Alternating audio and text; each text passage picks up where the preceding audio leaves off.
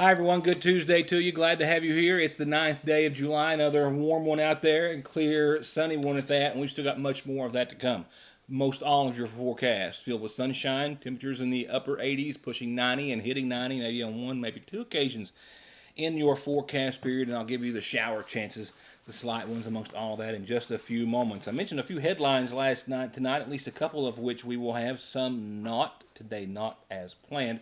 We'd actually followed closely, and we're sending our drones to assist with the search efforts, but just a few hours later, we're told that two missing children in Johnson County who've taken quite an adventure that I'll show you about in just a few moments were found safely. I do have a report on a Sagersville woman who did change her plea to guilty in regards to while working as a nurse in Paintsville, putting saline in place of Stadol, a Schedule 4 narcotic medicine that was meant for patients, and keeping the medicine or medication for herself. We'll talk about that case and the court documents we have. We also have an accident involving a Kentucky State Police trooper in McGoffin County on 114 last night that we'll get to. And I also want to make just one mention that we've actually spent much of the afternoon interviewing some individuals for a few positions which are available, not just here at the Sagersville Independent, but at the Big Sandy News as well. We put a few pleas out there on our websites and elsewhere, and are still interviewing some individuals. But two primary positions to fill. We have a sales position still open for the Big Sandy News newspaper. Primarily, we are looking for someone who is familiar with or has experience working in the Lawrence County area. That position would also entail sales of other locations, but Lawrence County, our primary focus for that individual as of right now. Prior sales experience and knowledge of Lawrence County not required, but would of course be good to have, but also of course anyone with a personality that they believe will be good for sales and a dedication to that position can contact us here at the Sagersville Independent or myself. And we're also looking for a composer, someone who has a graphics design degree, InDesign, the Adobe Suite experience in those, to work in the Louisa office as well. So if you have someone, or you know someone, or you are someone who might be interested and you would like to send us a resume, please contact me or here at the office at 349-2915. With all that said, on to our headlines tonight. Actually, a couple of things before we get to headlines. It feels like we're in between, and we are, but before you know it, we'll be back in the election cycle, and there's going to be a familiar name in this one. She did not win, or she was not successful against Andy Barr, but Amy McGrath is said to be considering a run against Mitch McConnell, and has announced that she is actually planning on doing so and running for his Senate seat. So look for that, and more information, I'm sure, from both candidates and potentially others, as that race will be heating up before you know it. I've got some flag football sign-up details for you that I didn't have time to get on the calendar, so put that out there for you right now. Sign-ups for, and this is McGoffin County, for kindergarten through third grade football players and cheerleaders are coming up tomorrow from 6 to 8 at the Subway, Sagersville Subway Restaurant.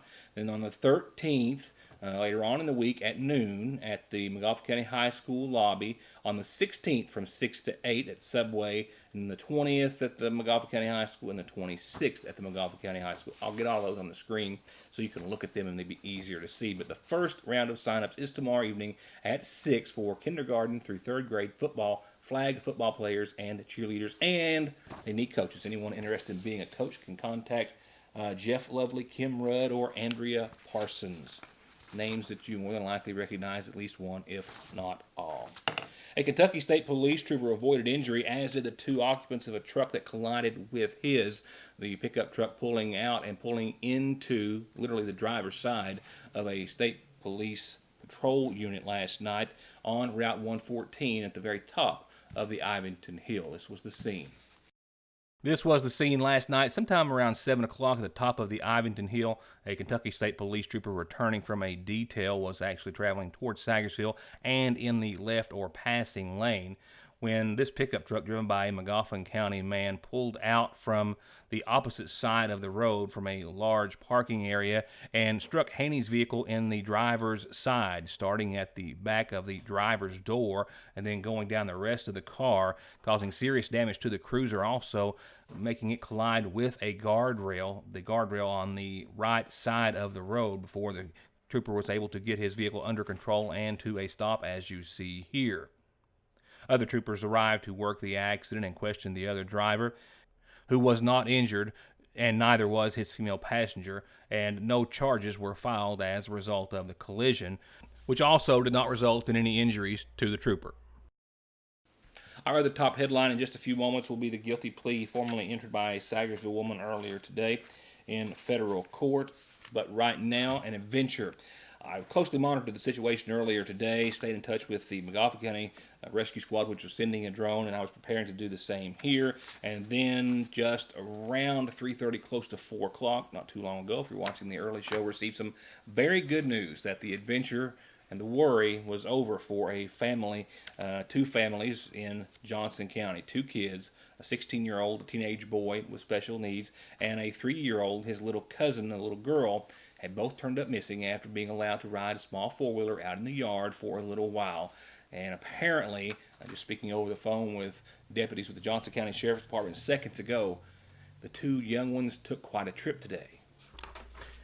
I'm very glad to say that this graphic had to be altered just before airtime because it had missing across the top for several hours this afternoon. But around 3:30 or so, good news came that two children missing from the Johnson County area had been found and were on their way back to their family.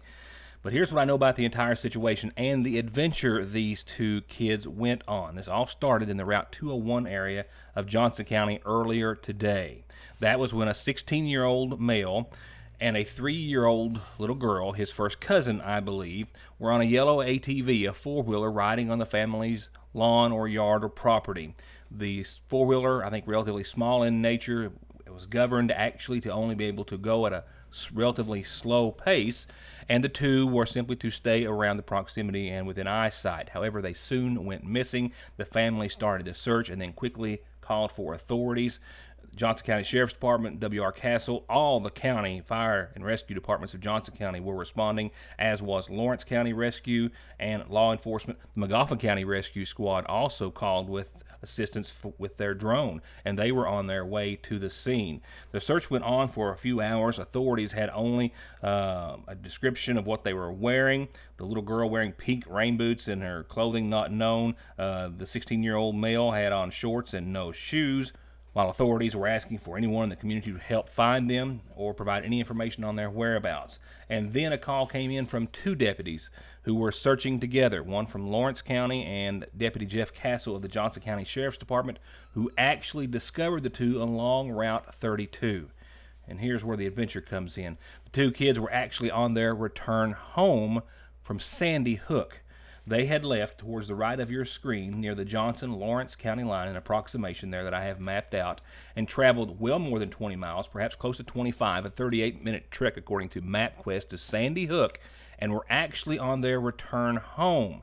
Now, along the way, they actually started running low on fuel or gas, and a good Samaritan gave them some gas. Also, being a bit curious and suspicious about the situation, questioned them, and I'm told, asked them point blankly if they knew where they were going and how to get back home, to which the boy said yes, and they went on their way. Now, I'm not sure where that happened and if it was on their trip to Sandy Hook or back, but the bottom line is that it's believed that these two kids made it to Sandy Hook, maybe where the family had lived once or where there was family living, and were on their return trip back home on Route 32 when the two deputies found them. Very safe and very okay, no injuries were sustained, and the two were returned back to their family, who I'm sure were very grateful for all the assistance. I have more headlines, but right now I have a very special birthday to kick off tonight's McGoffin Farm Bureau community calendar. Yes, birthday wishes tonight, special, much beloved birthday wishes going out to our Mandy, Amanda Gullett Prater, celebrating 83 today. And Mandy, with a lot of love and best wishes and hugs if we were there, from Mom and Dad, Doug and Sue, Geneva, all of us at the house just next door, and a whole lot of family and friends as well. We hope you had the most wonderful of birthdays, your 83rd birthday. Happy birthday, Mandy Prater. Going on to other announcements, here's a few tweaks to be made to yesterday's announcement from the Water into Wine Food Pantry. They are going to be open every Wednesday the month of July. What it is, they're going to be open every Wednesday of the month except for the last Wednesday of the month from 9 till noon. Clients must pick up one Wednesday to pick up food pantry box. They are currently not taking any new cases. Clients may only pick up 1 box per household per month and only 1 pantry box per household, and clients must live in McGoffin County, and senior commodities are to be given out the 3rd Thursday of each month, 12:30 till 4. For this month, that's July the 18th. Seniors getting commodities must be over 60 and have filled out an application and been approved. But, once again, every Wednesday, 9 till noon, at the Water into Wine Food Pantry at the Lakefront Church of God. And guess what's this weekend? And I've got a good weather forecast to go along with it. The big 1081 yard sale is happening this weekend, and Saturday you can stop by the Littoral Fork Church and get breakfast on your way and lunch on your way back. A wonderful meal and a wonderful day to get out and see what a lot of wonderful folks have got for sale. The big 1081 yard sale this Saturday in the Littoral Fork Church, as they always do. They've got a special meal or two planned for you. Be sure and stop by. You're also invited to join the Elk Creek Free Will Baptist Church for the Cornerstone Singers this Saturday evening at 6. Come and join them, they say, for some very blessed gospel music. That's Elk Creek Free Will Baptist Church this Saturday at 6. And basketball camp is quickly approaching in McGoffin County for campers, boys and girls at the McGoffin County High School. Fundamentals all the way around. This camp lasts 4 days. It starts next Monday, the 15th, goes through the 18th at the high school for kids ages 6 to 17, boys and girls, $50 per person or camper or kid for the entire week. That's the registration fee. You can register that morning before it starts at 9, or if you have any questions, contact Coach Castle of the McGoffin County High School Boys Program. And contact me whenever you've got a calendar announcement. We'll tell everyone about it, for free.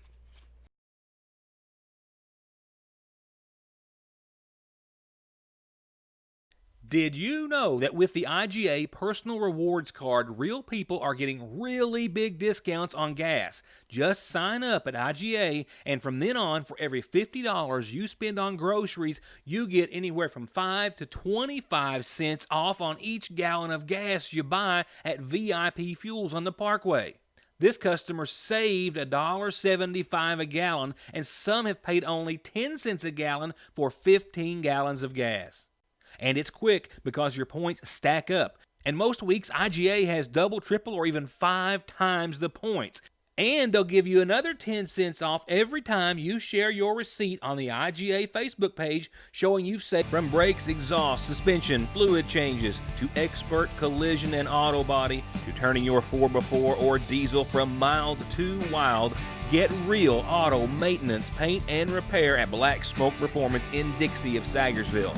349-8785. Just like that, we've jumped into the spring allergy season with all the buds and blooms, tree and grass pollen, mold, and all the nasal congestion, sneezing, itchy nose and eyes and throat that they cause. Don't get caught off guard. Protect yourself daily with a quick trip to Parkway Pharmacy for over-the-counter and prescription relief. And you can always log into parkwaypharmacy.com to have your prescriptions ready when you get there at Parkway Pharmacy in Sagersville. I'm Bill Tinker. I've spent the past 19 years defending insurance companies in car crashes, truck crashes, and slip and falls. Are you involved in a case like that? Is the insurance company giving you the runaround about your medical bills, your benefits, or your lost wages? Contact me at McFarland Tinker Law Office. With our combined experience of over 58 years, we're here ready to work for you. Appalachian Wireless wants to know if you're tired of settling for a phone you didn't really want because it was more about the cost of the device rather than the phone you really wanted. Well, Appalachian Wireless has the solution, and it's called the Appalachian Advantage. With Advantage, every phone model is back on the table because you only have to pay the taxes on the device you really want. Many of our hottest smartphones are less than $50 up front, then a few extra dollars on your monthly bill. With Appalachian Advantage. Payment agreement is required. See store for complete details. Getting the best deal on the best tires with the best service has never been easier. Just log on to ConleyTire.net, check out the latest rebates, sales, and promotions, pick out the tires you want, and email, call, or come by for huge savings from the family who's been proudly serving the area for over 32 years. Conley Tire in Staffordsville, 297-2424. Founded in 1974 on the idea that we all deserve and need the very best in medical services and patient-oriented care. But at reasonable prices we can afford, Big Sandy Healthcare and Hope Family Medical Center have also put together a team of professionals and providers, all at one location, all with you and your family in mind. With pharmacy, dental, lab and x-ray, pediatrics, adult medicine, behavioral health, and more. Come see us, for anything, at Hope Family Medical Center in Salyersville. We've got 2 extra special treats for you right now for a limited time at your Salyersville Lee's Famous Recipe. We've got all new milk chocolate chunk and white chunk macadamia cookies for a little extra treat after your meal. And back for a limited time, our famous loaded potato wedges. That's right, our fresh made potato wedges, cheese and bacon, and a side of sour cream if you want. For a limited time, only at your Salyersville Lee's Famous Recipe. If you haven't stopped by the seasonal shop lately, you're missing out. They've got new arrivals weekly and great deals every day, and the entire store has a fresh new look. Summer's here and the seasonal shop is ready for fun, sun, and the cutest clothes. They've got outfits for any special occasion you might have on your calendar or casual outfits for any day of the week. So come in and let them help you select the perfect outfit, and don't forget the jewelry. They've got a large selection of some of the most unique jewelry in the area, and they've got everything you need for your pool or beach days with bright, beautiful cover-ups and caftans, sunglasses, towels, and hats. And new patchwork Kentucky hats with a heart over Salyersville are the perfect way to keep the sun off your face. At Fraser's Prater Drugs Seasonal Shop. Of course, you can always get guaranteed great deals this time of year on mowers and weed eaters and blowers, but right now at Parkway Gun and Pawn, they've also got an incredible selection of hand and power tools, guitars, and musical instruments just in, new and used, long and handguns, and ammunition and more, with no pawn limits and cash today on anything you want to sell or pawn. Parkway Gun and Pawn. At Salyersville National Bank, they know your house is much more than your home. It's an investment, and for many of us, the biggest we'll ever make. And whether it's for needed repairs and maintenance, or a new addition or renovation to give you some more room and more equity, let Salyersville National Bank deal with all the financial work and worry. Real and real competitive, hometown, homegrown, home improvement loans at Salyersville National.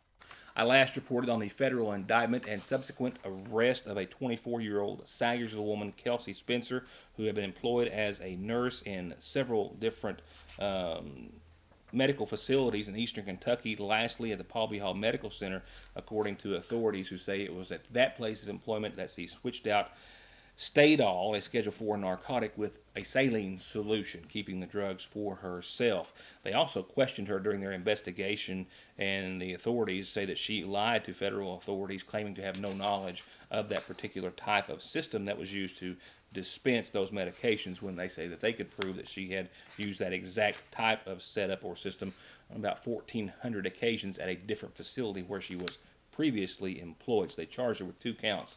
1 count for switching out the solution with the drugs or vice versa, and for lying to federal authorities in that indictment. 1 count which she pled guilty to yesterday after her initial not guilty plea.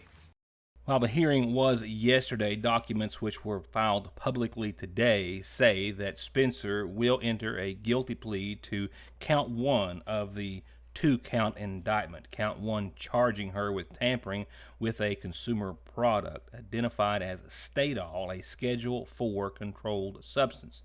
Per the agreement, the United States will move at sentencing to dismiss count 2 of that indictment and not bring any additional charges against the defendant based upon evidence in its possession at the time of the agreement. The essential elements of count 1 are that she tampered with a consumer product affecting interstate or foreign commerce, and acted with reckless disregard for the risk of another person who would be placed in danger of death or bodily injury. The United States saying that they could prove, had the case gone to trial on tomorrow as was scheduled, that on or around November the 13th through the following day of last year in Johnson County, the defendant, Spencer, an employee at the Paul B. Hall Medical Center, removed vials of Stadol from the drug supply area of the hospital for her own personal use.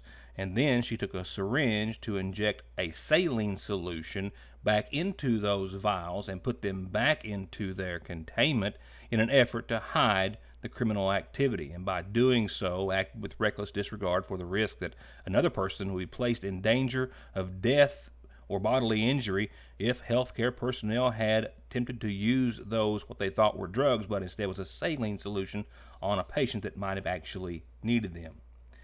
The statutory punishment for count one is no more than 10 years and up to a $250,000 fine and a supervised release of no more than 3 years. But per the plea agreement, authorities say that unless the defendant commits another crime, obstructs justice, or violates a court order, they will decrease the offense level by 2 levels, which could reduce the maximum sentence to what we are unsure at this hour. The judge in the case permitted Spencer to remain free on bond pending sentencing, and the court imposed additional conditions of release, which include home detention and regular drug testing, plus blocking any future employment that would have access to controlled substances. Sentencing has been set for October the 21st at 1:30 in Pikeville. No other sentencing details were given. No specifics were listed either pertaining to her being allowed to keep her nursing degree or license either. That information we suspect will be more available after sentencing. Once again, set for October the 21st. Next and last, your Licking Valley RACC outlook, and it's a hot one. Upper 80s, 90s in there on a spot or maybe two, and some but few shower chances. Not that we haven't had a few 90s in a few forecasts this summer. We've actually had a few days in the upper 80s that actually made it to the 90-degree mark, and we might have 2 of those in the forecast, starting with one tomorrow. Starting with tonight, mostly clear skies, continued calm winds, and a low of 70 degrees, rounding out your Tuesday. And with that 89 and possible 90-degree mark to be hit tomorrow, we've got more mostly sunny skies, and as the heat rolls in, shower chances after around 3 o'clock or so will start to creep in with them to the tune of 20% for the rest of the afternoon and evening, with a slight chance continued late tomorrow night. Mostly cloudy skies, though, will be a factor Wednesday night, and then they'll linger around maybe early Thursday morning, but then give way to partly sunny skies and a little bit lower daytime high of 86 Thursday. Still partly sunny, still a 40% chance of showers pretty much across the board for your Thursday morning, afternoon, and night. Not showers wall to wall, but a 40% chance throughout most of your Thursday. For your Friday, no shower chances, and that pattern will actually take us through your weekend. Mostly sunny, completely dry, mostly clear, and 84 for your Friday. Saturday, 88, warmer still sunny, mostly clear, dry, warm, beautiful. Sunday, 89, mostly sunny, partly cloudy, still no rain. And as temperatures hold on to 89 for your Monday, only a 20% chance of showers and thunderstorms in the afternoon, making its way into the forecast. That same 20% on Tuesday, but temperatures edging up, still officially calling for the 90-degree mark on Tuesday with mostly sunny and 20% chance of showers. We're talking essentially 88, 89, and 90 degrees, not much difference, 4 days. And that's it for your Tuesday. Thanks for watching. I hope you enjoy the rest of your evening, and have a good night.